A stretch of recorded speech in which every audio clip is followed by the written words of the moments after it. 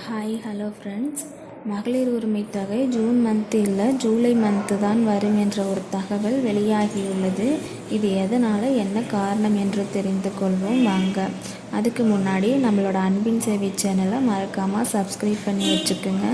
இதனால் நம்ம சேனலில் வரக்கூடிய ஒவ்வொரு தகவல்களையும் நீங்கள் மிஸ் பண்ணாமல் தெரிந்து கொள்ள முடியும்.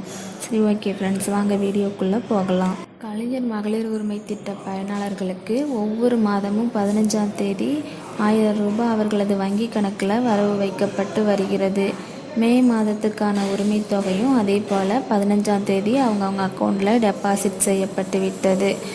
அடுத்த மாதம் உரிமை தொகை வருவதற்குள்ள பயனாளர்களோட எண்ணிக்கை அதிகரிக்கப்படுமா என்ற ஒரு எதிர்பார்ப்பு எழுந்துள்ளது.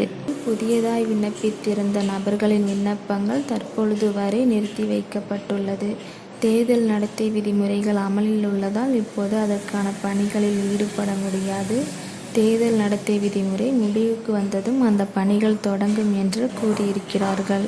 ஜூன் 4ஆம் தேதி மக்களவைத் தேர்தல் வாக்கு எண்ணிக்கை நடைபெறும் நிலையில் ஜூன் 2வது வாரம்தான் மகளிர் உரிமை தொகை புதிய பயனாளர்கள் குறித்த அறிவிப்பு வெளியாகும் என்று கூறப்பட்டுள்ளது. அதற்குள் ஜூன் மாத உரிமை தொகை ஏற்கனவே இணைக்கப்பட்டுள்ள பயனாளர்களுக்கு வந்துவிடும். அதன் பின்னர் புதிய பயனாளர்கள் இணைப்பது தொடர்பான பணிகள் நடைபெற்று ஜூலை மாதம் முதல் புதிதாக விண்ணப்பிக்கப்பட்ட நபர்களுக்கும் சேர்த்து உரிமை தொகை கிடைக்கும் என்று தகவல் வெளியாகியுள்ளது.